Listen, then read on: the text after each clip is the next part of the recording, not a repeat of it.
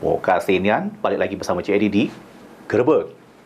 Pemirsa, Polda Sumsel melarang mobil angkutan barang dengan tonase besar atau truk odol melintasi Sumsel selama arus mudik Lebaran dari tanggal 5 sampai 16 April 2024. Hal ini dilakukan untuk mengantisipasi kepadatan arus lalu lintas yang diprediksi meningkat dari tahun kemarin.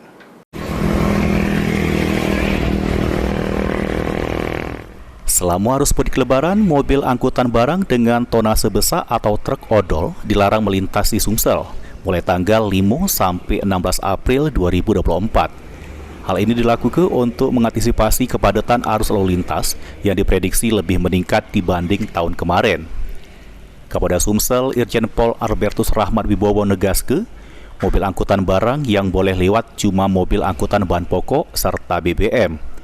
Amun berkaca dari arus mudik sebelumnya, angkutan barang di jalur arteri sering nimbul kemacetan.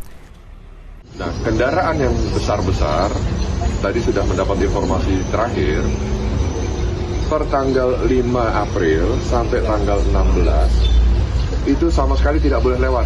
Jadi kalau tadi di BPTD saya sampaikan ada jam operasional, jadi hanya pembuka penutup saja. Jadi selama tanggal 5 sampai 16 sama sekali tidak boleh lewat kendaraan bersumbu 3 lebih, kecuali kendaraan yang membawa sembako dan BBM. Namun masih ada mobil angkutan barang yang membandel melintas, polisi bakal ngenjuk tindakan tegas dengan sanksi tilang. Mulyadi, PAL TV.